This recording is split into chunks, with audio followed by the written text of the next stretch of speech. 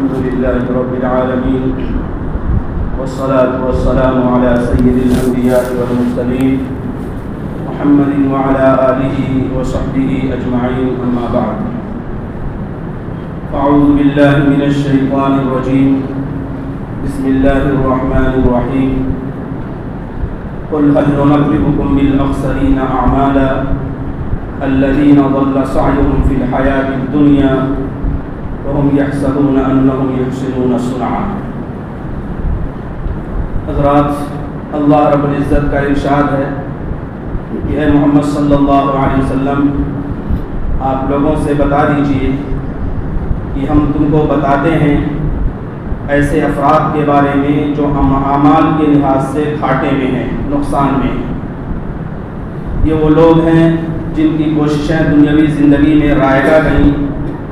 اور وہ سمجھ رہے تھے کہ بہت اچھا کام کر رہے ہیں۔ حضرات، آخرت میں نجات کے لیے، آخرت میں کامیابی کے لیے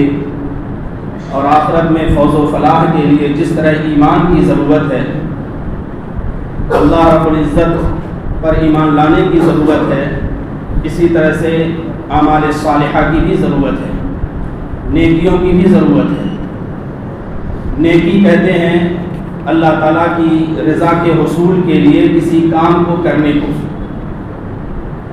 اللہ تعالیٰ کی خوشنودی کو حاصل کرنے کے لیے کوئی کام کیا جائے تو وہ نیکی ہے، خواہ اس کا تعلق عبادات سے ہو یا معاملات سے ہو، خواہ اس کا تعلق اخلاق سے ہو یا معاشرت سے ہو۔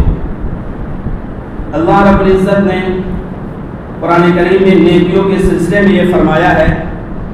کہ اگر کوئی ایک نیکی لے کر آئے گا تو ہم اس کو 10 گنا عطا فرمائیں گے، اور اگر کوئی ایک برائی لے کر آئے گا تو اس کو سزا ملے گی صرف ایک برائی کے مطابق، اور ذرا بھی ظلم نہیں کیا جائے گا۔ من جاء بالحسنۃ فلہ عشر امثالها ومن جاء بالسیئۃ فلا یجزى الا مثلها وهم لا یظلمون۔ یہ اللہ رب العزت کا ارشاد ہے۔ اور نیکی کرنے کے بعد انسان کو ایک اطمینان نصیب ہوتا ہے، نیکی کرنے کے بعد دل مطمئن ہوتا ہے، چہرے پر اس کی رونق اور اس کی چمک ظاہر ہوتی ہے، اور صحت پر بھی اچھا اثر پڑتا ہے، بلکہ مال اور اسباب کے تعلق سے بھی اچھے نتائج مرتب ہوتے ہیں۔ اس کے برعکس اگر برائی کی جائے تو چہرے پر تاریکی کا، دل کے اندر بھی تاریکی کا، اور صحت اور مال پر بھی اس کا الٹا اثر پڑتا ہے۔ تو نیکیاں اللہ کے فضل سے ہم نے رمضان میں خوب کی، اور مختلف اعتبار سے اللہ رب العزت کے حضور میں حاضر ہوئے، نمازوں کے ذریعے، روزوں کے ذریعے، صدقہ و خیرات کے ذریعے، اور تسبیح و مناجات کے ذریعے، توبہ استغفار کے ذریعے، تراویح اور قیام اللیل کے ذریعے، کوئی متنوع طریقے سے ہم نے نیکیاں حاصل کی ہیں۔ تو جس طرح سے نیکی حاصل کرنا اور نیکی کرنا یہ ضروری ہے، ایسے نیکیوں کو بچانا بھی ضروری ہے، نیکیوں کی حفاظت بھی ضروری ہے۔ اللہ تعالیٰ تھوڑے عمل پر بہت زیادہ عطا فرماتے ہیں، لیکن تھوڑی سی اگر گستاخی ہو جائے، تھوڑی سی اگر کوتاہی ہو جائے، تھوڑی سی ہماری طرف سے کوئی سوء ادب ہو جائے تو پھر اللہ تعالیٰ نیکیوں کو ختم بھی کر دیتے ہیں، جلا دیتے ہیں، اور اللہ تعالیٰ اس کو اکارت کر دیتے ہیں، ضائع کر دیتے ہیں۔ اسی وجہ سے قرآن و حدیث کے مطالعے سے معلوم ہوتا ہے کہ کچھ اعمال ایسے ہیں یا کچھ خرابیاں ایسی ہیں جن کے کرنے سے نیکیاں سوکھ ہو جاتی ہیں، جل جاتی ہیں، ختم ہو جاتی ہیں۔ ان میں سب سے پہلی بات جو قرآن کی روشنی میں ذکر کی گئی ہے وہ یہ ہے کہ کفر سے اور ارتداد سے انسان کی نیکیاں ختم ہو جاتی ہیں۔ انسان اللہ کا انکار کرے یا دین سے نکل جائے تو جو کچھ اس نے کیا تھا سب بالکل بیکار ہو جائے گا۔ خسارے کا دو مطلب ہوتا ہے، ایک خسارہ یہ ہے کہ انسان کچھ نہ کرے، بیٹھا رہے، وہ انسان بھی خسارے میں ہے، لیکن ایک انسان کی صبح سے شام تک محنت کرے، مزدوری کرے، اور جب اس کے نتیجے کا وقت آئے، پھل لینے کا وقت آئے تو اسے کچھ نہ ملے،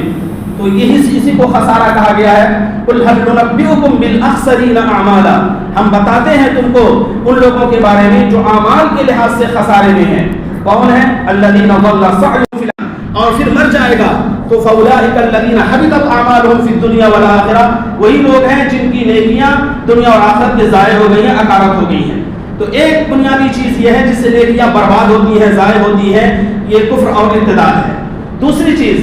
جس سے نیکیاں برباد ہوتی ہیں، اللہ رب العزت کی شان میں کسی کو، اس کی ذات و صفات میں کسی کو شریک کرنے سے نیکیاں ضائع ہو جاتی ہیں۔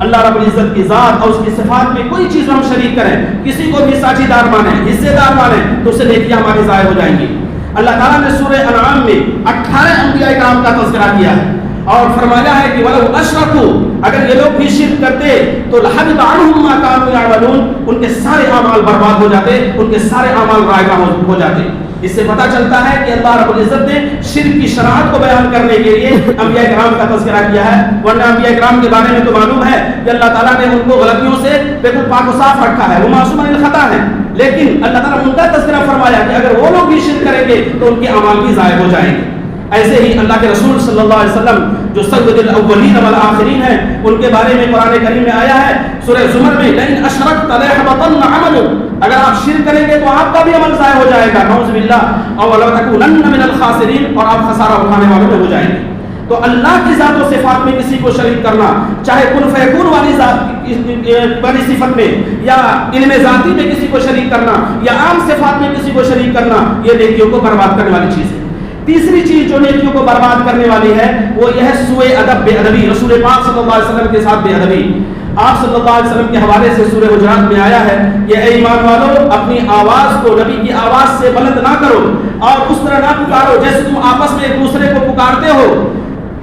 سکتا ہے کہ تمہارے اعمال راغہ ہو جائیں اور تمہیں اس کا احساس بھی نہ ہو۔ ظاہر ہے کہ رسول پاک علیہ السلام کی موجودگی میں اگر کوئی بلند آواز سے بات کرے گا تو اس کے اعمال رائگاں ہو جائیں گے۔ آپ کے وفات کے بعد علماء نے لکھا ہے کہ روضہ اقدس کے پاس زور زور سے ایسی باتیں کرنا جو مناسب نہیں ہے، یا زور زور سے سلام پڑھنا، یا آپ صلی اللہ علیہ وسلم کی حدیثیں پڑھی جا رہی ہیں، آپ کا تذکرہ ہو رہا ہے اور وہاں زور زور سے باتیں کرنا، یہ انسان کے اعمال کو، اس کی نیکیوں کو ضائع کرنے والا عمل ہوگا۔ لہذا جہاں حدیث کا تذکرہ ہو، رسول پاک علیہ السلام کا تذکرہ ہو، یا آپ صلی اللہ علیہ وسلم کی خصوصیات کا تذکرہ ہو، ایسے موقع پر خاموشی اختیار کرنا یہ ہماری نیکیوں کو بڑھانے والی چیز ہے اور یہ ہمارے اعمال کو وزنی بنانے والی چیز ہے۔ تو اللہ کے رسول صلی اللہ علیہ وسلم کا احترام اور ان کے ساتھ اگر بے ادبی ہوگی تو نیکیاں ضائع ہو جائیں گی۔ حدیث پاک میں آیا ہے کہ نیکیوں کو برباد کرنے والی ایک اور چیز ہے اور یہ ہے کہ حسد۔ انسان دل کے اندر اگر حسد رکھے، اور حسد کا مطلب یہ ہوتا ہے کہ دوسرے کے پاس سے نعمت چھین کر ہمارے پاس آ جائے، اس کے پاس وہ نعمت نہ رہے، ورنہ ایسے کہ کسی کو اللہ نے مال دیا ہے، کسی کو اللہ تعالیٰ نے علم کی دولت عطا فرمائی ہے اور انسان رشک کی نگاہ سے دیکھتا ہے کہ کاش ہمیں بھی وہ چیز مل جائے، تو اللہ تعالیٰ نے اس کی اجازت دی ہے، لیکن یہ تصور کرنا کہ فلاں نعمت جو اس کے پاس ہے اس کے پاس سے چھین کر ہمارے پاس آ جائے، اسی کو حسد کہا جاتا ہے۔ اور یہ بھی نیکیوں کو ایسے ہی جلا کر خاکستر کرتا ہے جیسے آگ لکڑی کو جلا کر خاکستر کر دیتی ہے،